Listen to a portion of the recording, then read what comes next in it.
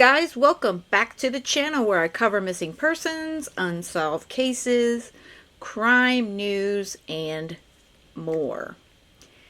I know I'm a little late getting onto some of these interviews, as I do want to also give, like I stated previously, I like to give whoever got the FOIA, I want to give them some time to post their videos and lives and what have you.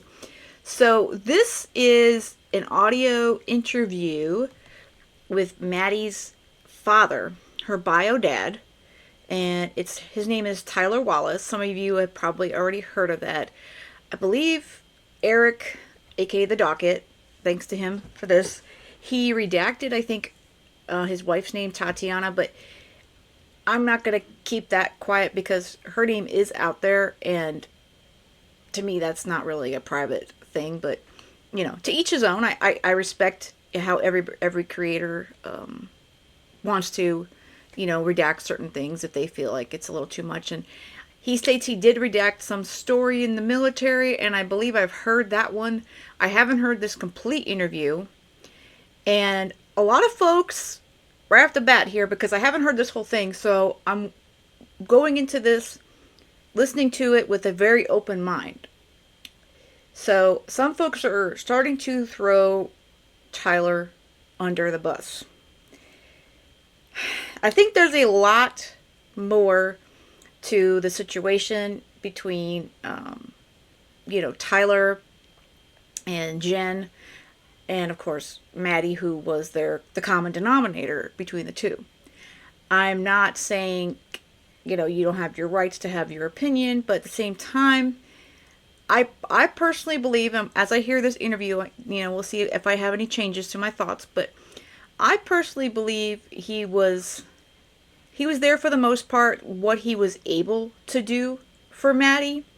Could he have done more? I'm sure he probably could have, and I'm sure if that's the case, he's probably been thinking about that since this all happened.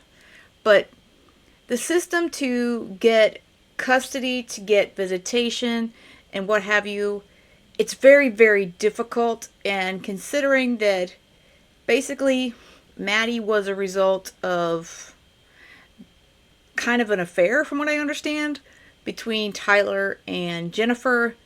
From what I understand, he was trying to become closer to Madeline, and I've seen a lot of pictures where she looks like she really loves her daddy and her stepmother. And I still believe, no matter how many issues, because every family has issues, I believe she would still be here today, and I think she would be doing a lot better if she was allowed and given that chance to live in Texas with her bio dad and her stepmother. So, without further commentary, until we keep going through this, let's jump into the interview with Tyler. The date is March 11, 2024. The time is 2:02 p.m. It's a reference case number 24001896. Person present are myself, Detective Morris, Detective Smallwood, and we're going to be calling Tyler.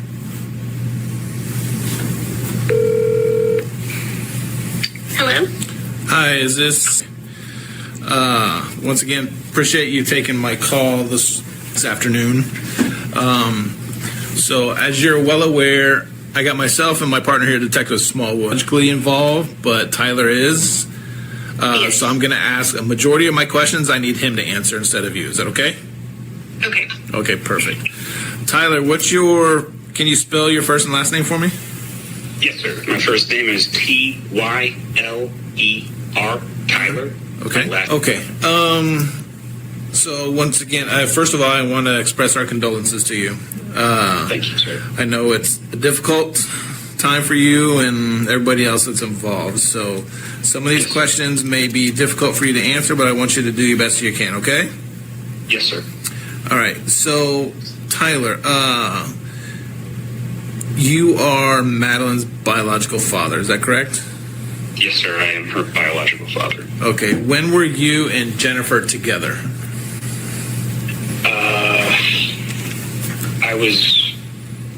Are you asking our physical time or like relationship time? Yeah, relationship time.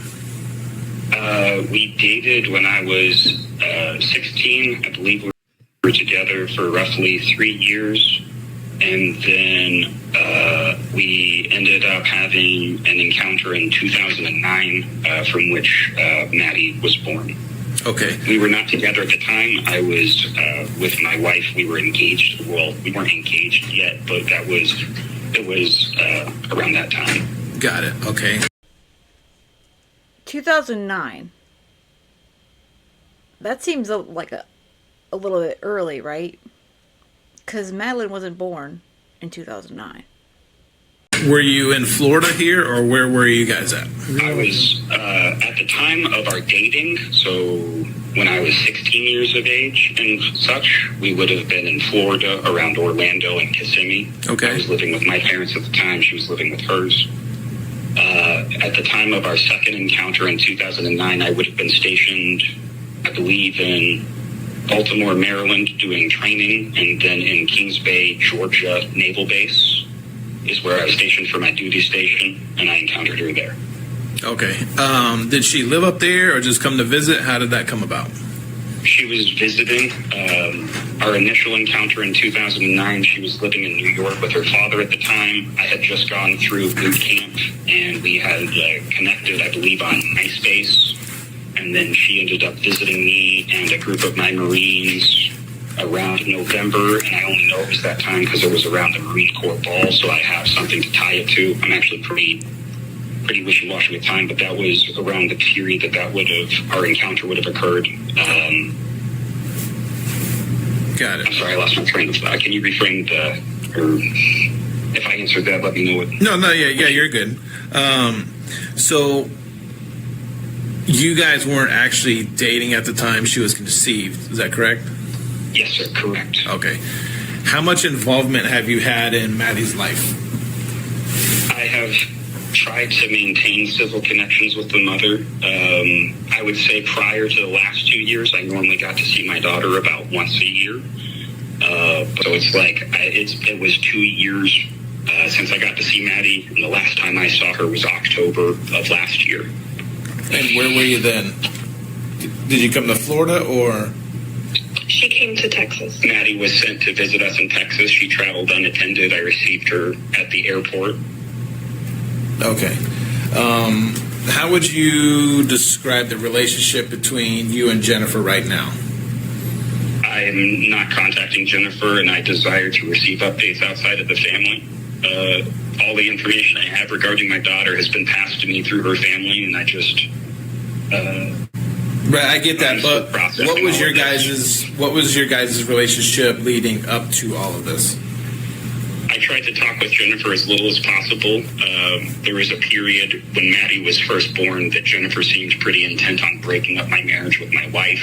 And so in the nature of making everybody happy, I just talked to Jennifer as little as possible, which is why I had so little contact with Maddie growing up. I only just recently started reaching out to Maddie through like Skype and stuff where she was able to, or not Skype, excuse me, what did we use? I think we used like Instagram or FaceTime, but we would use like video chats and voice chat to start talking. And so I was starting to get a deeper relationship with Maddie, and then this occurred. Okay.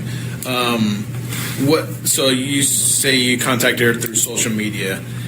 What Yes, sir. do you list yourself on different social media accounts? What is your like screen names? My screen names? Yeah. Usually my screen names will all be a variation of my email. I have like on Facebook, it just says my normal name. I believe Instagram, I come up 3. I'm not 100% sure that I'm bad at managing all of my social media accounts. I'm locked out of like half of them right now. Okay. All right. All right. So you said you and Jennifer, you haven't had that cordial relationship. So, but you started I would say our relationship has been cordial, but it is a surface level cordialness maintained on our side to guarantee access with Maddie, because I was never able to afford to go to court to get my custodial rights established with her. Okay. Okay. So again, his issues really stemmed from he couldn't financially afford to fight for the rights to his daughter. And it could be costly. And that's not to say that he couldn't have fought in some way, but that was a lot to do with it. And Jennifer really didn't want them to be close, at least for a good amount of time, it seems.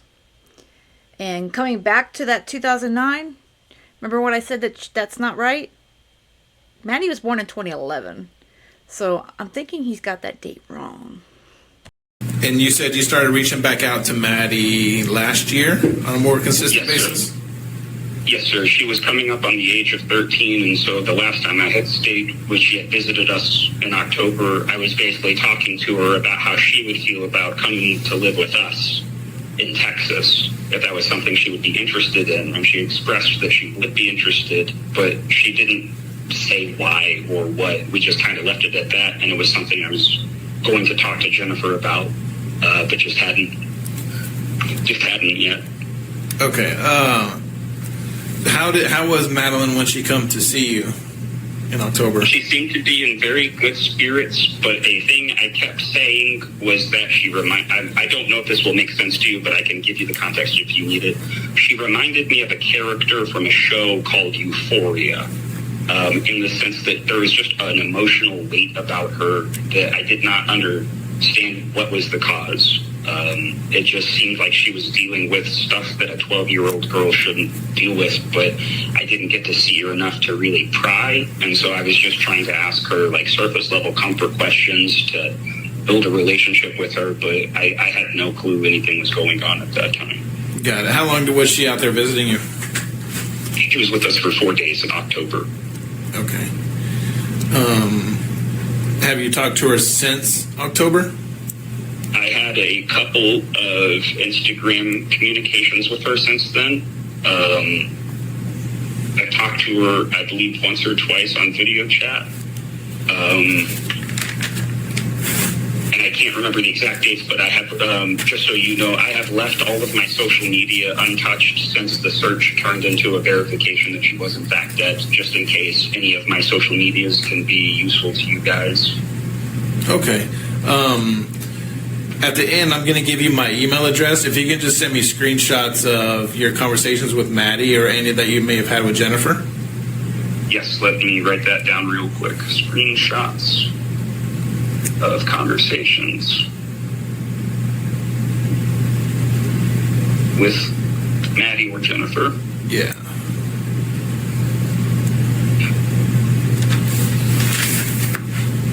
Is there anything in specific you're looking for? No, just all your conversations. That'd be great. Say that one more time. Just all of the conversations you've had with Maddie. Yeah, got it. And then if you've had some with Jennifer, those as well. Roger.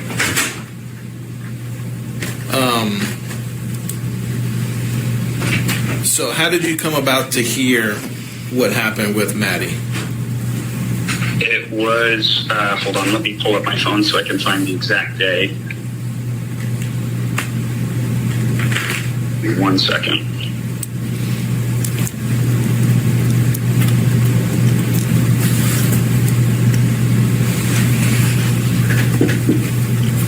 Monday, February 26th, or possibly, it was either the 25th or 26th.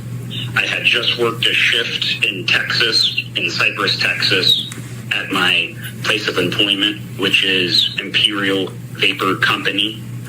And the time on deck was around 4 or 5. The time on deck when I received the call was around 4 or 5 p.m. Interrupted. Jennifer called me and said that she had been informed by the school that Maddie never arrived at the school that day. And I asked Jennifer what she knew at that moment. She seemed distressed, but I told her, because she was trying to give me a bunch of stories about who had taken who where, and I said, I don't care about details right now. I need to know what you know. Where is Maddie? She did not know. And I said, how long has she been missing? And she said, since this morning. And then I said, okay, I need you to get in contact with the police department if you haven't already, and I would like you to continue to update me. And then she said, okay.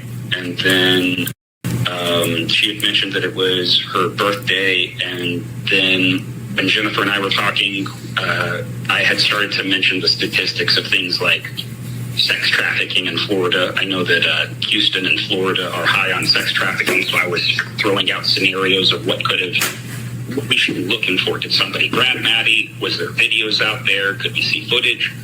And Jennifer was, I believe, writing some of this down. I don't know, but she was trying to, it appeared she was giving me whatever details she could.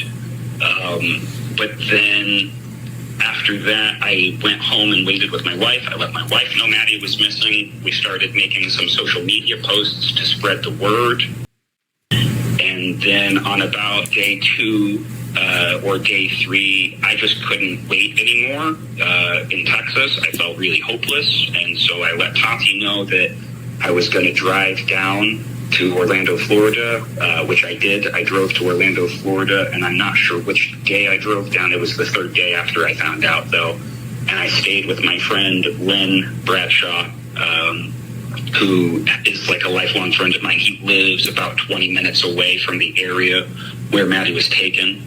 I can pause now if you have any questions, or I can keep going. No, you keep going. Fresh in my mind, though. Yeah, keep going. So at the time when I arrived at Lens, my initial first thought was, I'm going to fucking go out to the last known GPS location. Jennifer had sent me like a pin or a GPS location of where Maddie's disappearance would happen. And at that point, Lynn and I had basically discussed the pros and cons of going to look for myself. The pros being that it would make it feel like I was doing something. The cons being that I really had no idea what I was looking for. And then that's when we started seeing like Twitter posts from the Kissimmee and various police departments saying, please do not engage in any public searching. We are currently working on this. And so I feel like I just knew in my heart that shit was going bad. I was staying with Lynn to help me kind of keep my emotions in check and just watching social media, refreshing every so often to see if any news articles had come out. A bunch of my who flew in from Indiana. He's been with Prince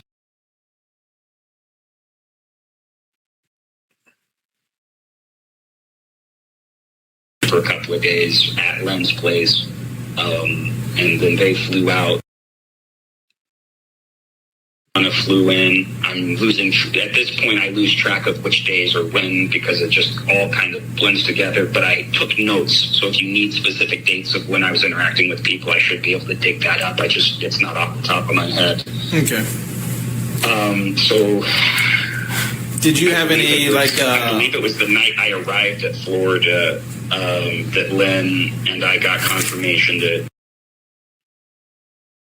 Stephan and that he had been arrested and that there was sexual abuse tied into this whole thing. And how did you hear that? I can't remember when I finally could. I had been trying to not listen to the news, so I'm not sure when I actually finally concluded that Maddie was dead. I can't remember if it was reading an article or if I had gotten a call. Maybe you called me. I don't really remember who told me. I just remember kind of the day that it happened. Okay, how did you hear the news about him being arrested? Did Jennifer tell you, or did you see it on the news? I was informed of Stephan being arrested by Tati. Who told you? And then the news told me. Okay. The press conference. All right. When you were here, did you and Jennifer see each other? The only time I saw Jennifer was when I made an appearance for, I'm not sure if it was an official funeral, but I have pictures from the location and the name of the funeral house. It was a funeral house. They say that Maddie is going to be cremated in the next couple of weeks, but there was a closed casket that Jennifer's family was there, and I arrived with my separate party. I believe all interactions between me and Jennifer happened on a camera in the main thing of the funeral home. I did not speak with her anywhere else but in the funeral home. I hugged a few of her family members, and I hugged her at one point, but we shared very few words, and I was not a big fan of the hug. It was more for social purposes, but yeah, I mean, in all honesty, our main focus right now is Maddie. Okay. So there's been some discrepancy about Jennifer actually going to the funeral. He's saying it was a funeral, some sort of a service. So I don't know if that meant she was actually there, because I've heard that she wasn't there. But so she was at least at some sort of memorial for Maddie. Sounds like. Not the relationship you and Jennifer have or have not had or whatever. That's Acknowledged. so. I don't know if some of these questions are difficult because listening or whatever, but I don't want to, like I said, our main focus right now is Maddie. So Yes, sir. The hardest thing has already happened, which is she's dead. And I am not okay with that. But for the purpose of cooperation and for the purpose of your investigation, I'm willing to go through emotional pain to get there. So just please continue asking what you need, and I will keep you apprised of my emotional condition. no, I appreciate it. Okay, did you and Jennifer talk about what may or may not have happened to Maddie? Only on the initial phone call when I threw out a couple of scenarios trying to figure out where to even start looking for myself. After that phone call was pretty much minimized between me and Jennifer. I know at some point she had her phone taken and contacted me through an alternate phone number to provide me information of where like the funeral home was. So I was in text communication with her infrequently throughout my stay in Orlando for like stuff like that. I have attempted to comfort her before I realized that Maddie was dead, but that I don't think I was in Florida. That was over the phone when I was like, hey, this isn't your fault, that kind of stuff. But it's one of those things where as more and more information comes out between you and me, I'm becoming aware. I don't know what Jennifer did or didn't know. I don't know if she was aware of this happening or not. And the context of if she knew and was enabling, or if she is as much of a victim as Maddie, will dictate how comfortable I am having any frankly, I'm not interested in contacting her family ever again anyways. But like, it's one of those, if Jennifer is much as a victim of this as I am, I'm content to just let them live their life in privacy. But I swear to fucking God, if I find out Jennifer was involved and enabled this, I will take whatever legal action I can. Okay. He has more emotion than Jennifer has ever expressed. He may not be the world's greatest father. That's not the point. They had a child between them, and he got married to his current wife, and there were some issues as well with Jennifer and what have you. Okay, the bottom line is they had a beautiful child between them. And Tyler tried, and he was, most recently, as he expressed, he was trying to get a closer relationship with his daughter. And Jennifer did not make that easy. And he wanted her. He said it, he wanted her when she visited last October of 2023. He started to bring up the possibility of Madeline coming to live in Texas.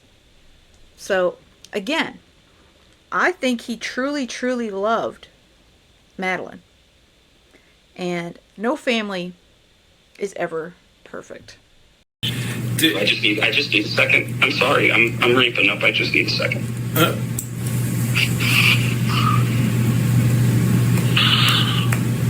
Okay, I'm sorry. That's okay. Do you think it was normal for Jennifer to call you when she went missing?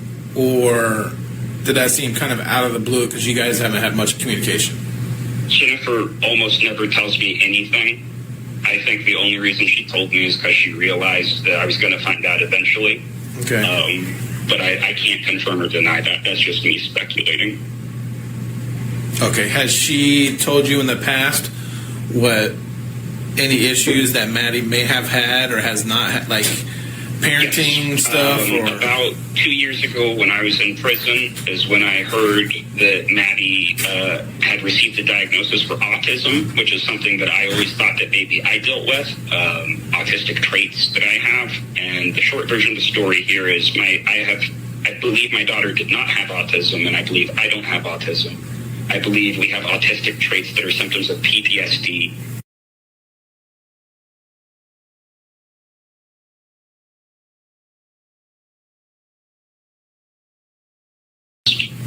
And realizing that it wasn't a genetic autistic trait that I passed on to Maddie, it was probably her having similar developmental conditions that I had as a child that I was recognizing in her. And that's real fucking hard to deal with, man. Okay.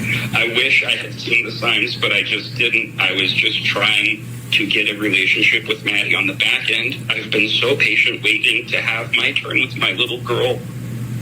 And then this shit happens and I just don't know what to think. I'm just processing.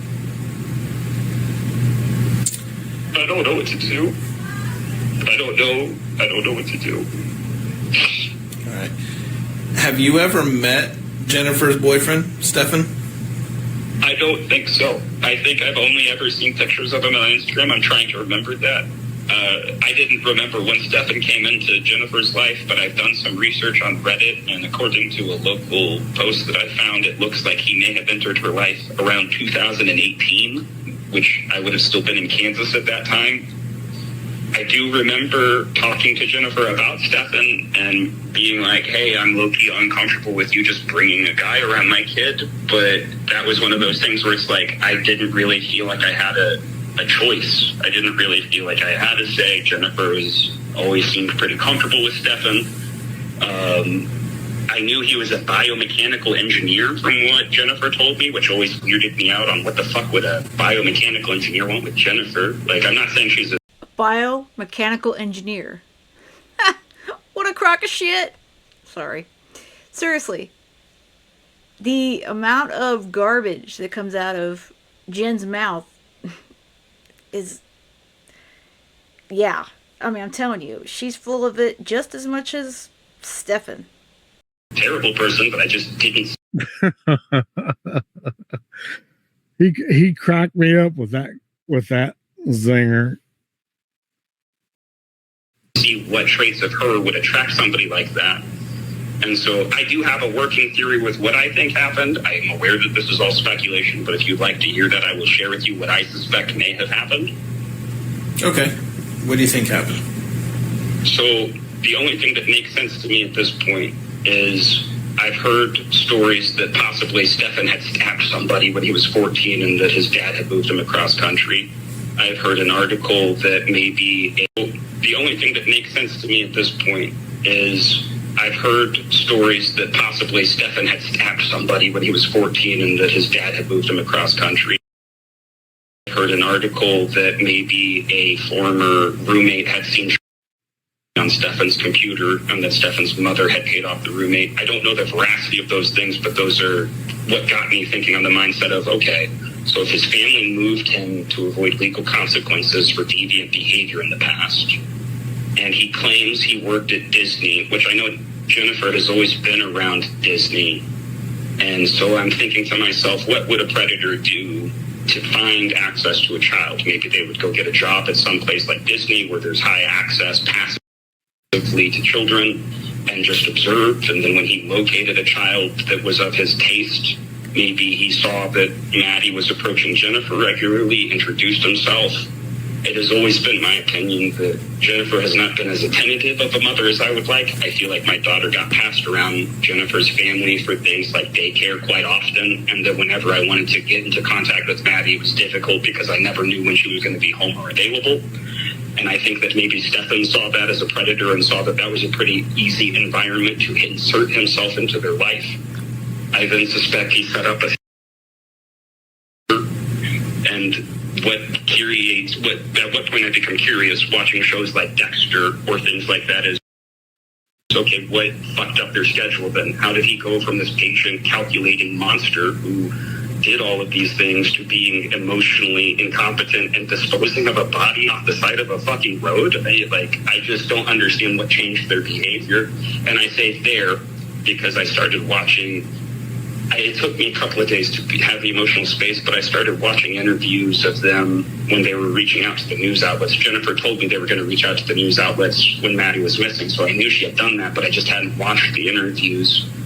And when I watched the interviews, Stephan is in a couple of them, and I was watching his body language, but then because I was doing that and some YouTube videos about body language came out, I was looking at Jennifer's body language, and it's like, I saw very strong emotions in her, but they seemed like anxiety, like not grief, not she was waiting at home while our daughter was still missing. Like that, I literally can't wrap my brain around that. It doesn't make sense to me. And so what I suspect happened is something that they couldn't avoid, something like maybe or something, and they realized like, oh fuck, we can't get an abortion, you can't hide this. Maybe they did something. I don't know if Jennifer was involved or wasn't. Maybe Stephan did all this on his own and she just found out. That's where my head is at, and that's why I was like, you know what, I think I want to set up separate updates with the police department, because I just don't know. I just don't like the fact that everything I know about my daughter has been filtered through that family to me. Mm-hmm. I'm sorry. That's my piece. That's okay. Have you, like, when you and Jennifer were together, was she on any kind of medication or anything like that, or do you know if she's been on any medication since? She was never open with me when we were together. I do know that since we dated, she's been diagnosed with bipolar. I don't know what medication she's currently on, but I know that she's been on medications as hardcore as lithium in the past. Okay. What about Maddie?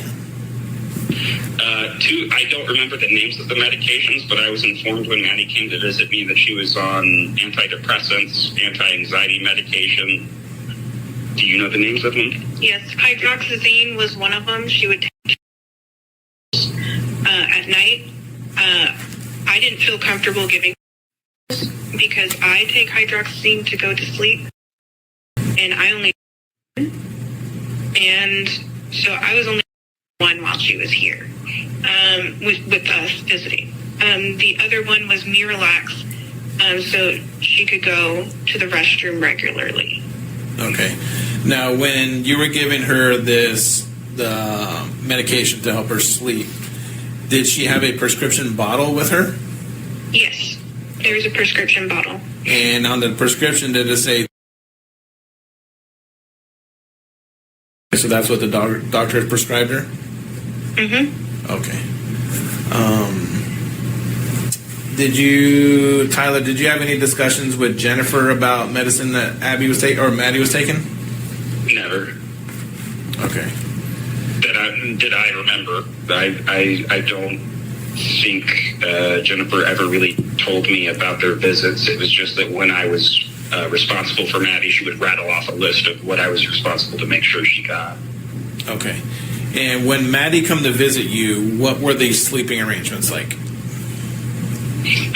Maddie slept in the bed with Tati. I wanted to sleep with them and kind of make a little Maddie sandwich, and she was not very keen on that idea, so she made sure that I slept on the couch. Sometimes we cuddled, but that was the sleeping arrangements as you. Okay. It's a little odd. This bothers me just a bit. I don't think... I really don't believe that Tyler had any bad intentions with wanting to be with his daughter. I don't believe that at all. Okay? I want to say that right off the bat. But unfortunately, with what Maddie had been going through, with all of this abuse and everything at home, the whole idea of a Maddie sandwich, it doesn't come off very well. And again, I don't believe he ever meant any harm with it. Personally, that's what I think. You know, you guys let me know what your thoughts are on that, but I think he just wanted to be with his daughter and be close to his daughter. Now, the fact that when she went to visit him in October, she was 12. 12 years old is old. Is kind of old to be sleeping with a parent. So the fact that she was sleeping with even her stepmother, to me, is just a little bit odd. But again, I don't know. Maybe that's some family's arrangement. But that does kind of seem a little off to me. And I think the fact of the situation at home with her, I think that just makes it all the worse. And the fact that Maddie didn't want to be in that arrangement, that is telling. And unfortunately, Tyler wasn't close enough to her to catch on to that. Whose idea was it to have the what you referred to as like the Maddie sandwich? Who was it? Or Maddie? I believe it was Maddie who was uncomfortable with it. She didn't straight up say, I don't want to cuddle, but she would cuddle with me when it was just me and her, and I believe she'd cuddle with you when it was just you and her, but when we were together, she would become a little bit more shy, is the word I would use. Gotcha. Okay. Now, when she would sleep at night, me having children myself, sometimes children, they kind of flop all over the place when they're sleeping. Did you notice anything like that with Maddie? Yes, I will say I also sleep like that, and Tati had commented on how Maddie sleeps just like me. I very much thrash a lot, and Maddie was a kicker and a mover and a thrasher. Okay, did it seem like she got good night's sleep, or she was up and down? She, once I gave her the medicine, she was fine. She would go to sleep. Without the medication, she was more like me, though, where insomnia would set in, and in the evening, our emotions would... She literally told me one night, I'm so sorry, my medication is wearing off. I'm having big mood swings. They're crazy. And so... Yes, I'd wake up with an elbow in my face, but to get her up in the morning was the issue, because she never wanted to get up on the first shake, or not even the second. So I just chalked it up to her being more like Tyler, because it takes him a while to get up in the morning. Mm-hmm. But no, you think it was the medication? Yeah. All right. Do you know? You may not know this. Do you know if Jennifer was taking that same type of medicine? I have no idea. Okay.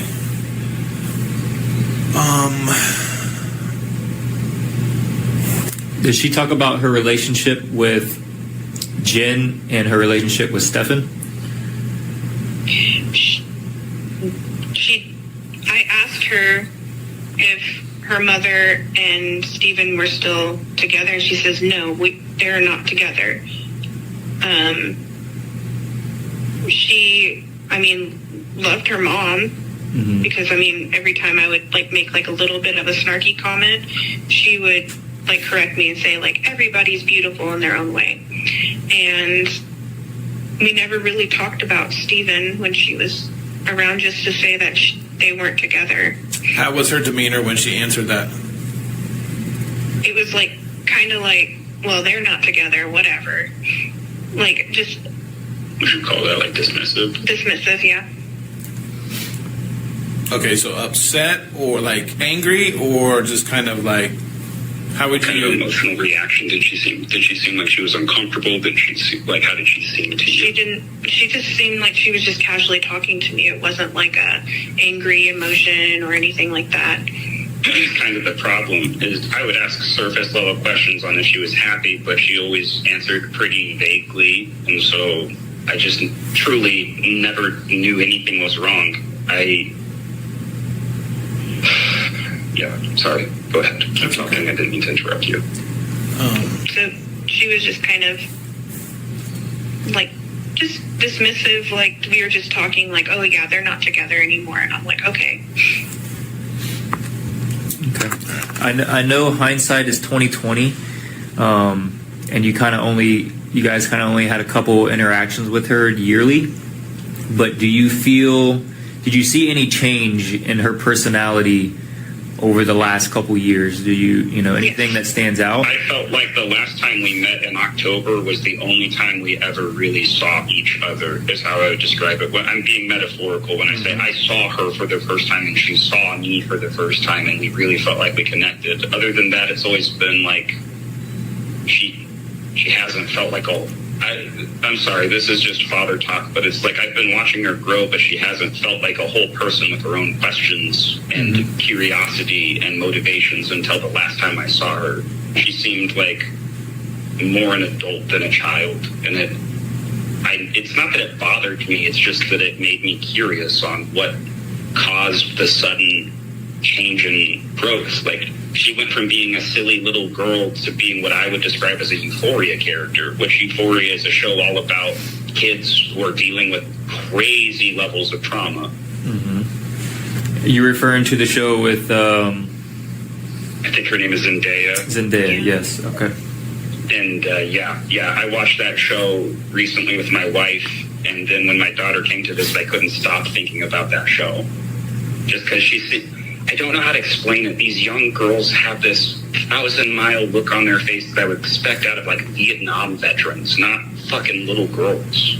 Like, I'm not saying that there wasn't trauma there. I'm saying as a man who has experienced trauma, that's what confuses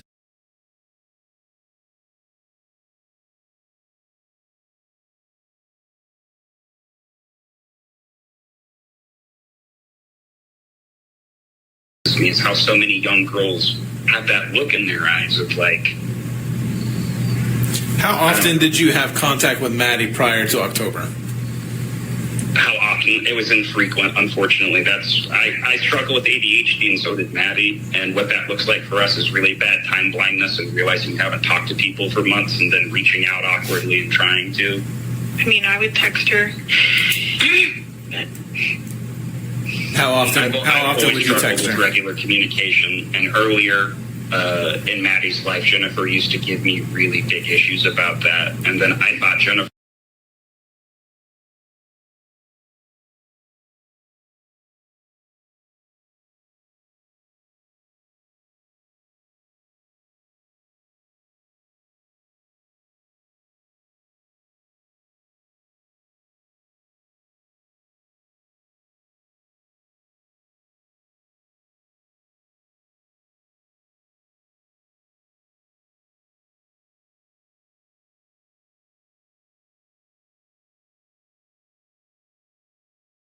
was growing as a person, because I couldn't tell you when, but just sometime halfway through Maddie's life, Jennifer just became a lot less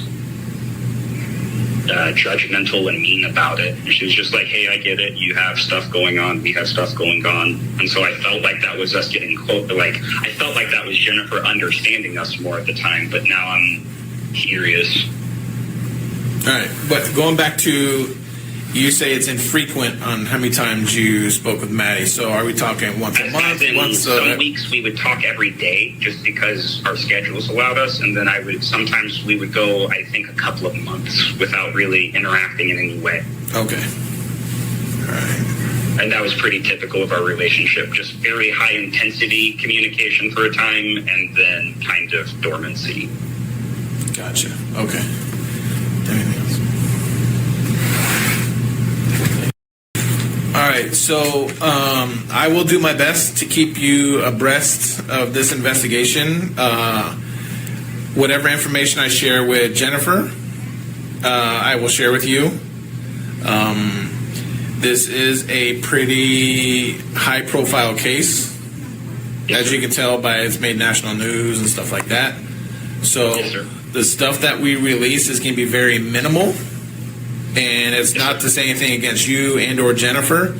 It's just when we do these types of investigations, we keep a lot of stuff close-knit just because you have,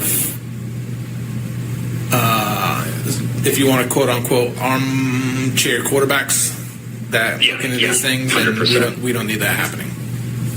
So, acknowledged. That's exactly why I stopped coming up with my own scenarios and wanted to reach out to you, as I realized I was myself joining in on the armchair quarterbacking, and that is very much not what we want to do in this situation. Yeah. So you may hear from me on a daily basis, or you may hear from it maybe a few days or a week or so before I contact you again. Okay? Completely understood, sir. Thank you. All right. Do you have any questions for us that we might be able to answer for you? Give me a minute to think. I'm sorry. You may ask whatever you have. would it be possible if we could reach out to a victim service advocate?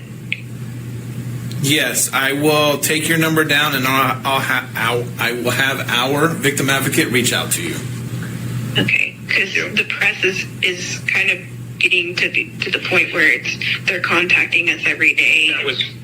So my question to you is, I was until recently physically in Orlando. I was originally going to try to make myself physically available to you guys, but frankly, the emotional weight was tearing up my friends' lives too. This is really heavy shit, and I'm just trying to take care of my family and myself. So my question to you is, do we need to be ready to come down there at some time, or are we trying to kind of make our way back to Texas at this point? I don't know what I should be doing in this case. Yeah, you can go back to Texas. Okay. If we need you, or if we need to become face-to-face with you to gather more information, something like that, we will make a trip out to see you.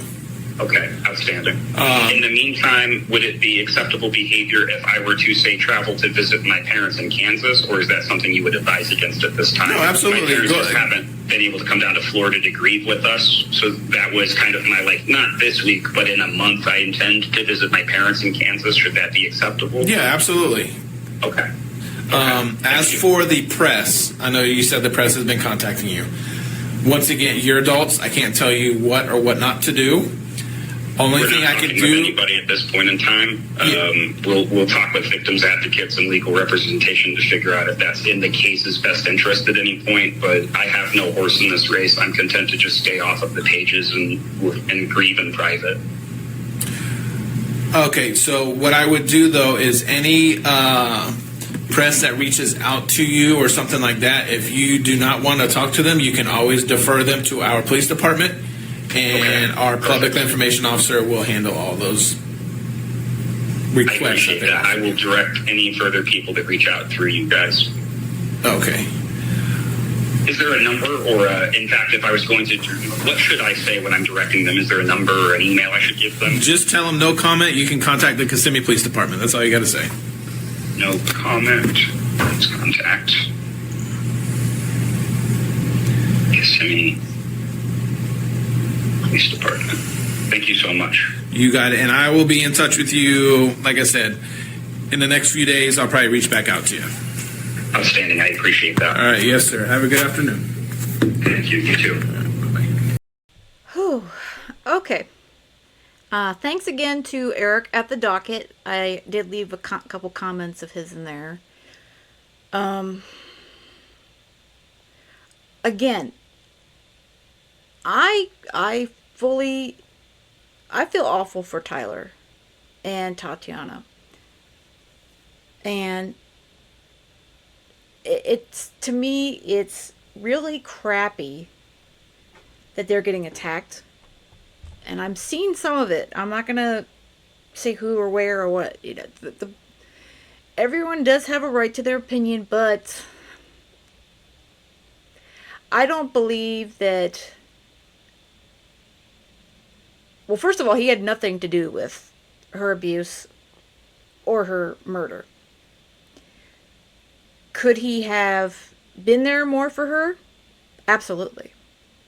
I don't think that that's something that he would argue with at all. But again, no one's perfect. And I think that he was trying to reconnect with his now teenage daughter. She was going to be 13. He saw her the last few months that she was 12. And obviously he had no idea that this was going to happen and this was going on with, in Kissimmee, in Florida.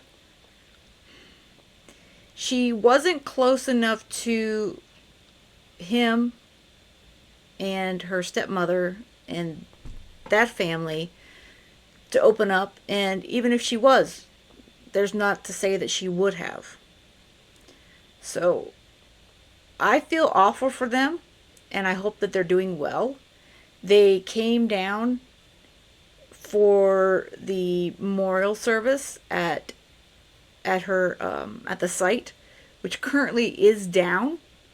There's still locks and such out there. It's it's a whole thing that the Osceola County owns that property, that fence there. So they're working on getting an approved site for a memorial for Madeline. And I will definitely let you guys know once I find out about it. I have been able to speak with them, the main person that runs that group of volunteers, which does amazing work in being advocates for Maddie. But please, really think about, we don't know, we're hearing all these interviews, and we all have issues, I mean, it's, no one's perfect, and I just feel for them. I really, really do. And I believe that if he knew for a second that any of this was happening, I think he would have been here for her in a heartbeat. He waited the 3 days to come here. I mean, again, that could be another, you can, decide from what you think of from that. I mean, again, everyone has a right to their opinion. I just hope that people will be respectful. Leave your comment when you do leave your comments here. Just be respectful. I mean, if you could tell me you don't think that he did a lot right. Just be respectful about it. That